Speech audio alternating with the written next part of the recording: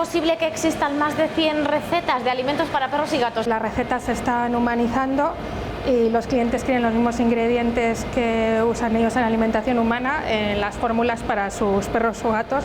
Y luego hay como productos muy específicos para el pelo, para las encías, incluso para gatos y perros alérgicos. Sí, hay productos para bolas de pelo, para gatos esterilizados o también productos monoproteína por si el perro es alérgico a la vaca, al pollo.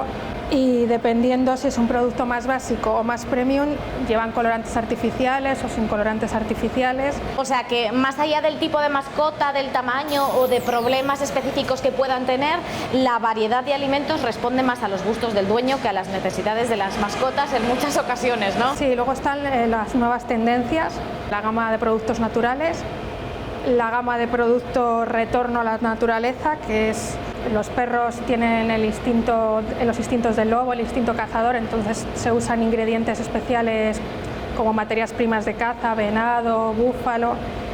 También hay productos vegetarianos, si el dueño es vegetariano quiere que su mascota sea vegetariana.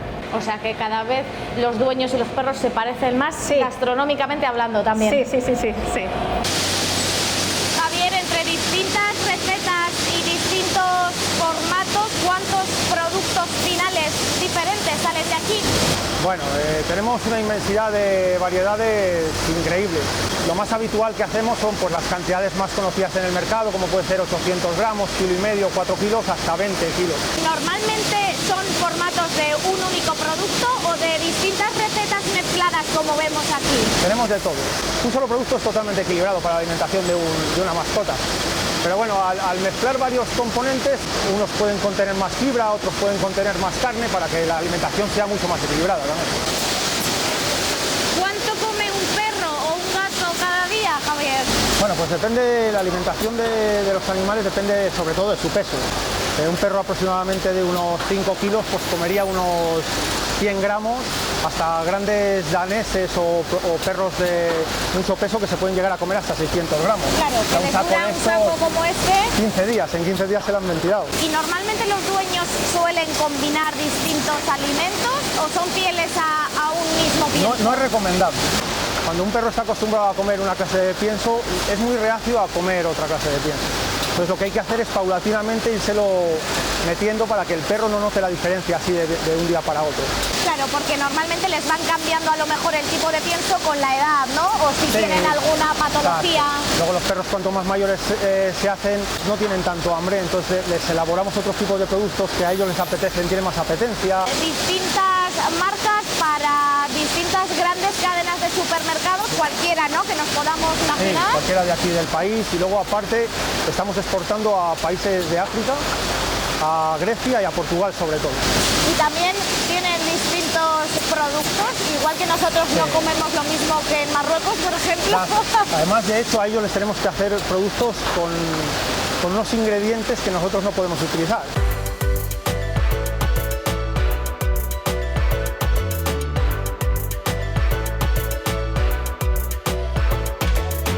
Felipe, ¿cuántas personas trabajáis aquí?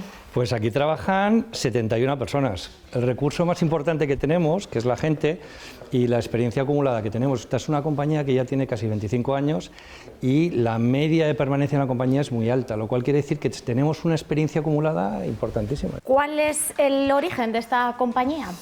Pues esta compañía nace con la valentía de un empresario local, vallisoletano, un pucelano, que monta la factoría y se la vende unos años más tarde a un grupo multinacional llamado CID, que es un grupo irlandés. Este grupo fue fundado por el que fue primer ministro de Irlanda, Albert Reynolds, que llevó las conversaciones de paz con el IRA, que transmitió la propiedad a su hijo y es el actual propietario. Y hay una parte que pertenece al grupo ABP. ABP es un grupo cárnico internacional también, con una facturación global de 3.000 millones de euros. En CID tenemos aproximadamente 500 millones de euros, de los cuales España contribuye con 82. La única planta en España, de un total de ¿cuántas tiene el grupo ahora mismo? El grupo tiene 9 plantas. Entonces, esto lo que nos genera es una diferenciación con el resto del sector, por el cual nosotros tenemos la capacidad de ofrecer a un gestor de una marca el surtido completo en alimentación de mascotas. Es decir, tenemos todos los formatos, todas las fórmulas, porque realmente ahora mismo la marca propia está al nivel de o incluso superior a las marcas. Esto significa que tienes que tener un departamento de investigación capaz de generar la innovación necesaria para que la compañía vaya, como gracias a Dios, muy bien. ¿Qué cantidad de alimento fabricáis ahora aquí en vuestras instalaciones? Bueno, de las 70.000 toneladas que estamos fabricando hoy en día, la fábrica tiene una capacidad de 140, prácticamente el doble, ¿no? ¿Qué supone esto? Pues si tienes en cuenta que hay 5,8 millones de perros en España, 3,8, 3,9 millones de gatos, pues con una ración media de 300 gramos estaríamos hablando de 240 millones de raciones, que pues dividido el número de mascotas, que nos daría para alimentar todas las mascotas de España prácticamente un mes. Sí, algo así.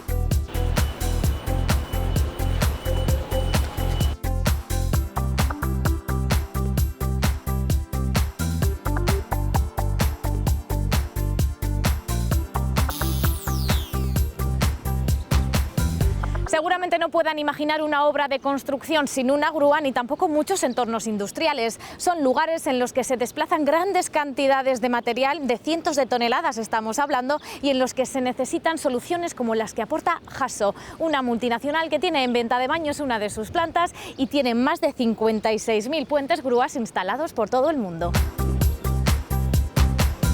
Hola Raúl. ¿Qué tal, María? Buenos días, ¿cómo estás? Hasso es uno de los principales fabricantes de sistemas de elevación, de grúas, no solo de España, sino también de Europa ahora mismo, ¿no? A nivel mundial también. ¿Cómo es su historia? Bueno, el grupo Hasso nació hace ya 55 años, más de 55 años, en un pueblecito pequeño de Guipúzcoa, en Itxasondo.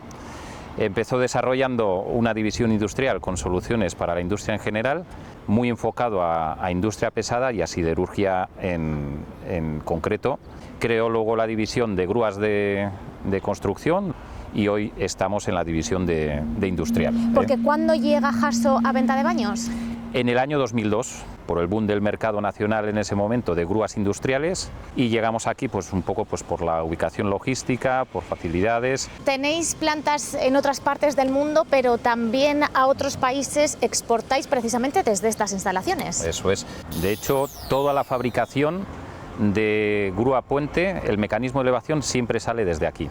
Nuestros principales mercados por historia, Latinoamérica y Europa en general, y a partir de ahí pues bueno, pues todo el crecimiento que se pueda dar. Vamos a ver la fábrica. Muy bien.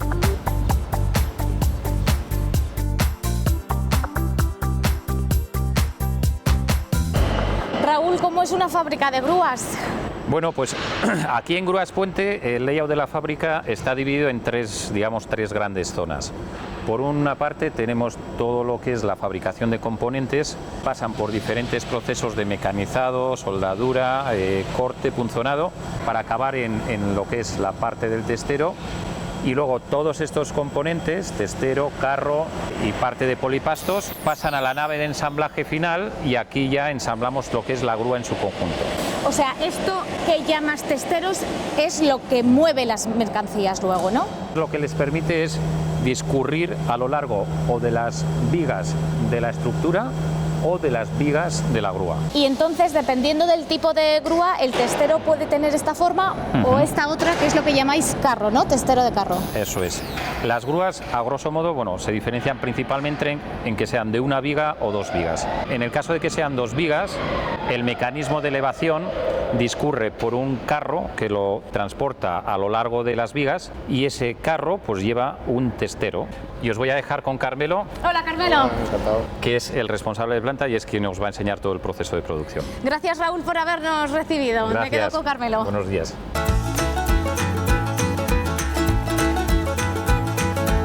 Comienza aquí, Carmelo, el proceso de fabricación del testero, ¿no? Bueno, pues el proveedor nos suministra ya los tubos cortados a una medida concreta. ¿De qué material estamos hablando? De acero. ¿Y aquí qué hacemos con el tubo? Aquí lo que se hace es cortar la figura final del testero. ¿De qué dependen las distintas formas o figuras de los testeros? ¿De la cantidad de carga que puedan transportar? Al final, efectivamente, sí. Cuanto más carga requiera una grúa, pues tiene un testero de mayor dimensión o menor dimensión. Incluso espesores de tubo distintos. También dependiendo del tipo de grúa. También hay grúas que por características de su proceso funcionan las 8 horas del turno continuamente y el testero pues debería ser más robusto. ¿Cuál es el sistema de corte que utilizáis? Es un robot que tiene una antorcha de corte por plasma. Se basa en un arco eléctrico que salta al material y que lo calienta de tal manera que produce el corte. O sea, que lo cortamos con electricidad, con corriente. Eso es.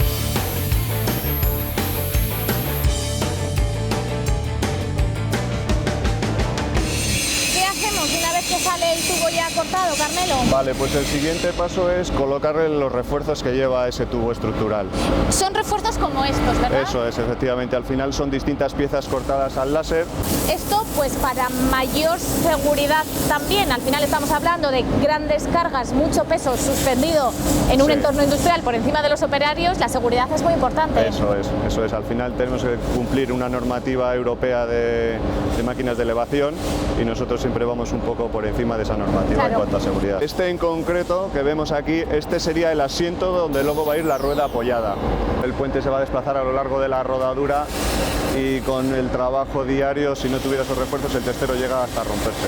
También es importante el control dimensional de los testeros y eso viene dado de la plantilla que utilizamos en el armado. ¿Esta? Sí, al final tiene unos distintos parámetros que vamos moviendo en función del tipo de testero. Para que luego el resto de componentes, engranajes que vayamos eso añadiendo, luego encajen pues a la encajen, perfección. ¿no? Eso es.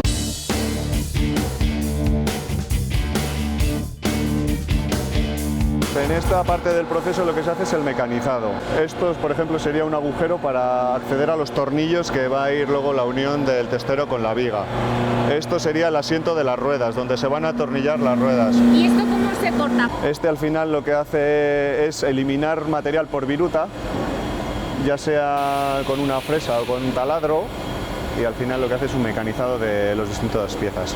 Una grúa puente es esto que estamos viendo, ¿no? Moverse ahora mismo. Efectivamente, esa es la grúa estándar por excelencia, que digamos que al final la composición pues son las vigas, los testeros, que es el elemento de traslación, y el carro que podéis ver de color gris. ¿Qué otro tipo de grúas son las más habituales? Este tipo de grúas que se llaman plumas pórtico, por ejemplo, fabrican en la planta de Haso y Chasondo, o plumas carrileras que tenemos ahí en el proceso de armado, pluma birraíl, monorraíl, o depende de la carga también. Sí, depende de la carga, ¿no? o de a dónde lo quieras mover, porque a veces el carril de rodadura no llega hasta donde necesitas llevar esa pieza.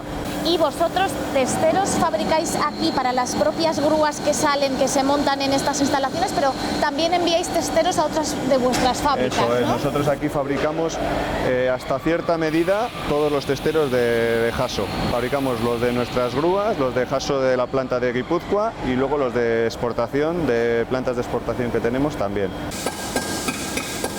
¿Qué otros componentes faltan por incorporar al testero? Se les van poniendo reductora, ruedas, chapas de amarre. ¿Cuál es la función de la reductora? La reductora al final lo que trata es de disminuir la velocidad del motor para que las ruedas del puente grúa giren a una determinada velocidad inferior a la que gira el motor. Al final la velocidad precisamente es lo menos importante, ¿no?, en el transporte de este tipo de mercancías. Hombre, depende, hay clientes que sí que te exigen una velocidad mínima. Para cumplir con los procesos, ¿no?, Sí, al final productivos. su proceso muchas veces te implica una velocidad determinada. ¿Y peso? ¿Hasta qué peso pueden levantar? Pues nosotros aquí en esta planta hemos fabricado grúas hasta 180 toneladas. Fue para una fábrica que hacía los postes de los aerogeneradores.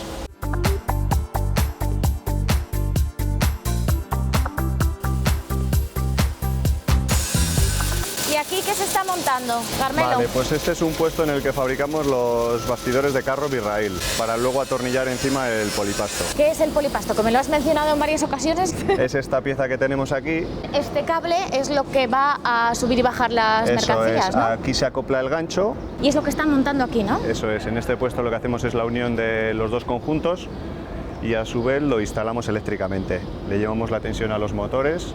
¿Están pensadas estas grúas para que el operario las maneje como con un mando, no? Sí, con un mando de radio o directamente con un mando de botonera con un cable que cuelga de la grúa.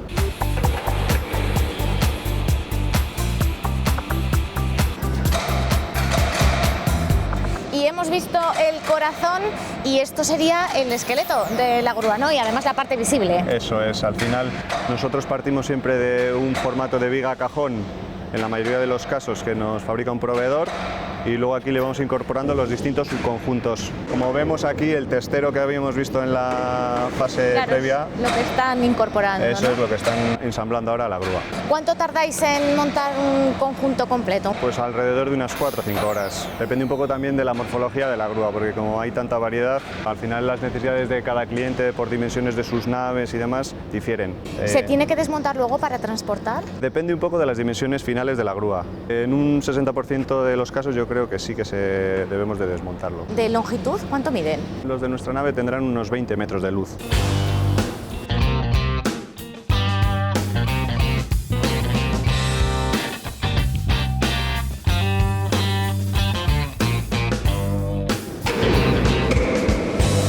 Hemos visto salir una grúa de la cabina de pintura, entra otra, importante también este paso. Sobre todo debido a grúas de exportación o que van a ir a la intemperie, que llevan tratamientos de pintura más complejos. ¿Cómo se suelen transportar? En el mercado nacional mediante camiones, y luego cuando son para exportación pues muchas veces se meten en embalajes de madera para luego llevar en la cubierta de los barcos o en las bodegas de los barcos. Claro, o sea que a veces están muy expuestas a la intemperie, en ¿no? contenedores, sí, a veces en contenedores también.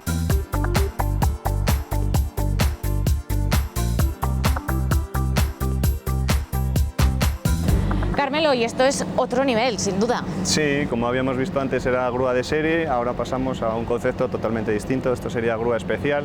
¿Para qué está pensada? Pues esta en concreto va a una central hidroeléctrica en el norte de Portugal. ¿Y qué es lo que va a hacer? La puesta en marcha de la central para mover la turbina y los distintos componentes, y luego para tareas de mantenimiento básicamente. ¿De qué dimensiones estamos hablando? Son 23 metros y medio y su capacidad de carga de 150 toneladas. Y además pesará lo suyo. Sí, esta en concreto pesa 80 toneladas. Además, esta grúa pues ya va incorporando nuevos avances. Sobre todo pues en estos casos tenemos conexiones a internet, módulos wifi. Esto digamos que tendría la última tecnología que montamos en las grúas. O sea que se puede decir que es una grúa inteligente. Sí, no llegaría tanto, pero sí, el nivel de programa eléctrico que tiene te permite que funcione no de forma automática, pero casi.